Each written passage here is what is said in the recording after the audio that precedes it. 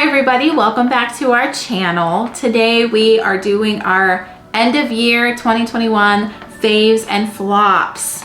Yeah, oh yeah, oh yeah, yes. We have a lot of books to get through. We have 5 faves of the year. 10 each. And 5 flops. So let's get into it.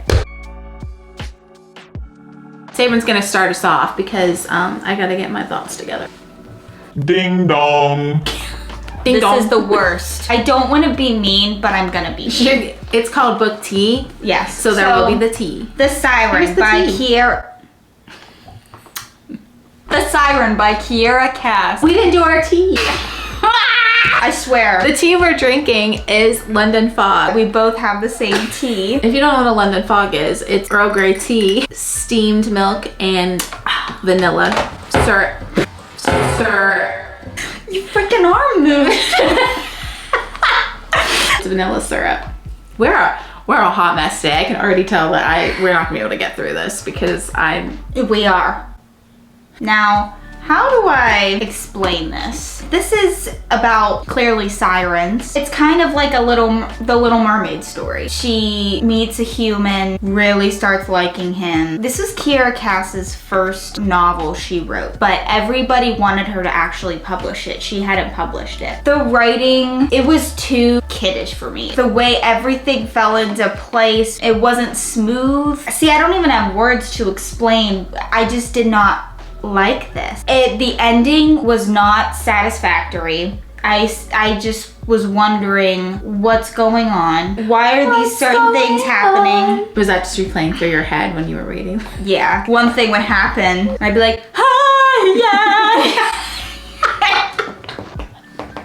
yeah. Okay, well, anyways, this was a very vague explanation of why I didn't like it. It's not good. It's not. Because this was her first ever novel. I think she was just testing out her writing skills at this point. Because this is the author who wrote the Selection series, which I love. It's so good. This is very boring. The blurb, it has potential. You read it and you're like, oh, this could be really good. A nice little twist on the Little Mermaid, a little more serious, and it let me down. And I was just deeply disappointed. It didn't do it for me. Didn't hit. It was disappointing. That's my first diss. Great. Mine is the very first book that I read this year, Paris for One by Jojo Moyes, who also wrote Me Before You, Which was excellent. I didn't read it, but the movie is one of my favorite movies. I love that movie. This follows a girl who goes to Paris for the weekend, but is pretty much stood up by her boyfriend who was supposed to meet her there. And it follows her around Paris and her doing her own thing while she's there because she didn't want to waste her money. Then it's also got other stories in it based on the people that she's met in the book. So it's in their point of view too. I didn't hate this, but it was a short read. It's not even 200 pages. It just wasn't my favorite. I didn't like any of the characters in it. It was okay, not my favorite. Get yours out, honey. Beach Read by Emily Henry. I have yet to read her very popular one that came out after this one. What is it called? People We Meet on Vacation? Yeah.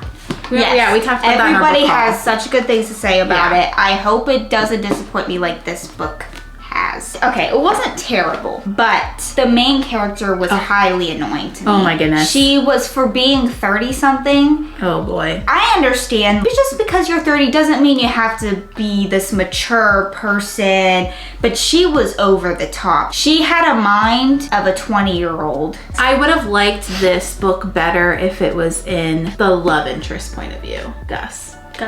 We didn't even explain what this book is about. So, 2 characters, Augustus Everett and January Andrews. They're both best-selling authors. He writes like nonfiction, documentarian type books. She writes rom-coms and romance, everything romance. They are 2 opposite people. She's going through some personal things. She has to go to her dad's beach house. He Coincidentally is her neighbor at said beach house. They challenge each other to write the other person's type of book. Genre. So she has to write like a nonfiction documentary novel and he has to write a romance novel, and it just goes through how they help each other through the process. Their relationship, how it grows. Yeah. I I agree with you when you had said that Augustus, his point of view would have been more interesting. Yeah, he's a more interesting character. He is the more complex character that you would want to see inside his mind of what he's thinking. She's empty. Yes. She didn't have, there was nothing there that you wanted to know more. Yeah. She overreacted about everything, in my opinion. Yeah. She was so irritating to me. The only reason I kind of finished this was because of Augustus, because I liked him so much. Yeah. He was my favorite. I loved because he had deeper problems that you didn't understand. And those didn't come out until later on in the book. Yeah. And that was pretty much the only reason why you kept going, is to see, oh, what's his problem? So if we would have followed that from the beginning in his point of view and saw him work through those problems, it would have been a more interesting book. I was disappointed in this because we bought this to read on the beach in Florida. We did, but I didn't enjoy it as much as I really wanted to. It wasn't refreshing. And it's too long. I didn't feel good after I read it. It's 400 pages. No. It's a no from me. Thank you. My next one is The Flip Side by James Bailey. I struggled with this because this was not good. So this one is a guy named Josh who is not doing so well in his life, so he decides to make all of his decisions based on a coin flip. And I thought the idea of the book was really good. I'm like, oh, he's gonna get into a bunch of trouble. It's gonna be real interesting. It's just gonna be so fun. This was not fun. This was depressing to me. I didn't understand the writing. The writing was, how do I want to say this? I felt like it was a 10-year-old trying to write like an adult. You know, I'm having a hard time saying bad things about this book when the author is staring right at me. I feel bad. Like, he's just like, he's like, this innocent, just living his dreams. And I'm like, this is the worst book I've read ever. There's nothing really interesting that happened in it. The side characters were the best, like his friends, and even then they weren't in it that much, and even then I didn't like them that much. So this was also a no for me. My next one is Letters to the Lost by Bridget Kammerer. I didn't hate this book. The only reason I put it in my dislikes is because I liked the second book way better than this one. There was something about it. I liked the characters and their backstories better in the second one because it's based off two side characters. Letters to the Lost, it was sad and it was really good the way she told the story because it's about, it has 2 points of views. It's got Juliet and Declan and they're both struggling with terrible things that have happened to them. Juliet was writing letters to her mom at her grave. It was kind of therapeutic for her. And overall, the basis of the story was them helping each other deal with tragedies, yes. I liked that part. Like I said, the only reason I picked this one was because with books that I read, I base it off of the feeling I get. Some people do it differently. I know that feeling I get when I know it's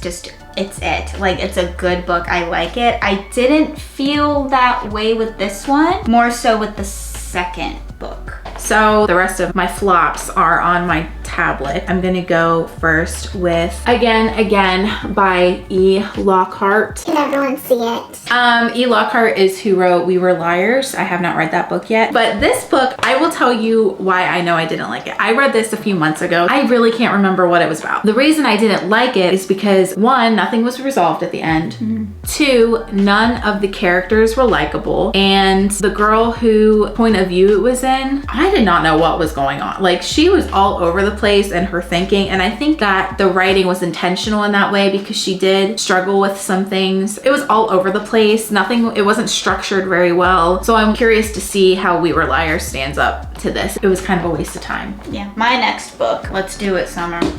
Yours is on there too. Okay, mine's on my thing, so you hold it up. Okay. Our next flop is You Have a Match by Emma Lord. Originally I gave this 4 stars on Goodreads, but I changed it. After I threatened your life. I thought long and hard about it, and I gave it 3 stars. And the reason I gave it 3 stars was because it wasn't anything to rape about. For me, the only reason this is on my flopped is because I couldn't find it anywhere for a minute. It was so highly anticipated for me. The whole time I was reading it, I was waiting for it to get better. Like I was waiting for the plot. And I will say something about Emma Lord. I love Tweet Cute, but the thing about Emma Lord is she's so wordy. Yes, You Have a Match is so wordy. It's unnecessarily wordy where she is explaining every single thought that is in her head. It takes this long of a paragraph for her to explain that she's going to a camp. We get it. You don't need to make a long paragraph. It kind of gave me a headache. Reading this book gave me a headache because there's so much detail, and detail is good, but too much detail loses your reader, and it lost because me. it was so detailed, it lost my attention a lot of the time. The plot of the book is this girl Abby finds out that she has a biological sister that lives in the same area that was adopted before Abby was born. I wish we had more of Leo. Leo is Abby's love interest. They've been childhood friends for forever. I really enjoyed Leo. He wasn't in it that much because the main plot was Savannah and Abby's relationship and how they get close. But it wasn't realistic enough for me to relate to understanding why certain things had happened. It was a lot. It was just a lot to take in. That was the biggest flop for me, was You Have a Match. It could have been better than what it was. This is my last one, and it is so necessary. It's a doozy to talk about because How to not slaughter this book. my last one is Girl from Nowhere by Tiffany Rosenhan. The book tag is How Long Can She Outrun Her Past? The cover. Let's talk about the cover first. I hate it. I hate it so much. I like the cover. This was the best thing about the book. I didn't like anything about it. Okay. I mean, I don't know. What do you guys think? It's not anything special to me. I don't need people on the cover. I just cannot stand it. I hate it. If I walked past and I saw this, I'd be like, Absolutely not. I told her not to read this. I read this before her. It is not good. Listen, I wanted to give it a try. I think I had already bought it. When I spend money on a book, I have to read it. You gotta read it. Books are not cheap. This is about Sophia Hepworth. I hate that last name, Hepworth. That is so typical. Sophia Hepworth. You could have found a better name. How do I even explain? Sophia Hepworth has been everywhere. She moves around all the time. People are trying to kill her. I thought it was gonna be action-packed, but this let me down so much because I did not like the main character. Don't even get me started on her love interest, Axel. Somebody get me a bag. I hate that name. Axel? Are you freaking kidding me? We're not even gonna talk about like his personality. I liked him better than I liked Sophia. What did you have to say about this? I'm gonna keep mine simple. Listen, I didn't even explain what this book was about. You don't need to know. This book, it only got interesting the last 15 pages. Oh yeah, 100%. I'm like, oh, this is the end and you're just now getting into this. They were dragging They it were out. building up so much to nothing, to literally nothing. The last 15 pages, I was enthralled and then it was over. Yeah, if you want to try it, knock yourself out. The ending was interesting. Yes. It did not make up for the rest of the book. No, it didn't. Absolutely not. That ends our dislikes. Now let's move on to our favorites. I'm going first. My first favorite is An Emotion of Great Delight by Tahara Mafi. Listen. This book I finished in a day. It's not that long. Super good. The pages aren't that, like, you know, it's big font. So this takes place in 2003 after US declared war on Iraq. Shadi, she, you know, has to deal with being Muslim after the US declares war on Iraq. And she's in high school and it's her family and another family that live in this little tight-knit community. It just follows, you know, the amount of racism that they have to deal with. This is very close to A Very Large Expanse of Sea, but this I feel is better than A Very Large Expanse of Sea. I still have yet to read it. So my first favorite of the year was Eliza and Her Monsters by Francesca Zappia. This has a lot to deal. It had a lot to do with mental health. Eliza has anxiety. She loves to draw though. On the internet, she's well known for her comic and it's so popular everywhere. But in real life, she is anxious. She doesn't talk to anybody. Isn't very well kept. Just keeps to herself. And I really loved it because it was realistic. I enjoyed how Francesca described how anxiety is. I just really enjoyed it. It was a nice read. I read it very quickly. My next one is Anxious People by Frederick Backman. This was fantastic. The plot was super interesting. It follows all these different people who are hostages in a robbery gone wrong. It's so beautifully written. It's funny, it's sad. The characters click so well together. Yeah. This was a 5-star for me. My next favorite book is In Order to Live, A North Korean Girl's Journey to Freedom by Yeonmi Park. This is a memoir. It is excellent. It's about her, Yeonmi's journey escaping North Korea. This woman went through so much, and it makes you really self-reflect and makes you appreciate the life you have. It's just really good. I really enjoyed it. My next one is Never Let Me Go by Kazuo Ishiguro. It grips ya. I'm late on this train. I'm not gonna say much because literally if I say one thing, it will give away everything. But it basically follows 3 are the main characters of these kids who grew up in this boarding school in England. It's a very private boarding school, and it follows them through their adulthood and how this boarding school has shaped them as they go into adulthood. There's a lot more to it, but I'm gonna shut my mouth. It's amazing. It's so good. My next one is another memoir. It's Facing the Lion, Memoirs of a Young Girl in Nazi Europe by Simone Arnold Leibster. How to explain? It's so good. If you want a good cry, this is the one. She stays strong to her faith. She is one of Jehovah's Witnesses, and she stays strong throughout the German occupation and how she got through, how she stayed strong. She went through so much. My next book is The Midnight Library by Matt Haig. This was such an interesting read to me. Everybody loves this book. It's one of those TikTok books. That's what the kids are calling it these days. This is in the point of view of Nora, who is given a chance to see her life, how it could be with the choices that she's made from this library. So she picks a book out of the library, and it basically shows her what her life would be like if she made a specific choice. It's good. I still need to read it. I haven't read it. Read this as soon as you can. Thank you. This is my favorite book of the year. In case you haven't watched our previous video, it had a lot of spoilers in it, so a lot of people probably haven't watched it yet because they don't want to be spoiled. This is probably my favorite book I've read in a long time.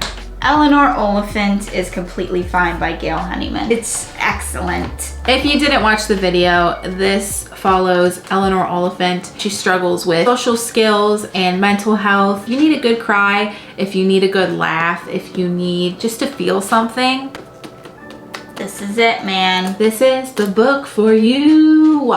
My all-time favorite of the year, not only of the year, but my all-time favorite book ever. That says a lot. Forget about everything else. This is my favorite book. And I don't know what touched me so deeply. All of it touched me so deeply. It is Dear Edward by Anne Napolitano. This is about a young boy named Edward who has gone through a tragic plane crash. Everybody died but him. It goes from the beginning of the flight and in different people's perspectives on the flight, and then transfers over to Edward and how he's coping in the present. I don't have any words for this. Her writing is unbelievable. It is so beautiful, and it reaches into your heart and crushes it, but then she puts it back together again. I feel so many things for this book. That's it, people. We did it. Our favorites of the year. Yes. I can't wait for next year. What's it gonna bring? Hopefully more books. We hope you enjoyed this video. Please subscribe. Yes. Please follow our Instagram. We hope you BookTea with Summer and Sabryn. So please follow if you want updates on the video. Please follow if you want updates on videos, or if you want to see what we're reading, or like How fun we are. Thank you guys for Thanks for watching. watching. Again, we hope you enjoyed, and we will see you next time. bye. Bye.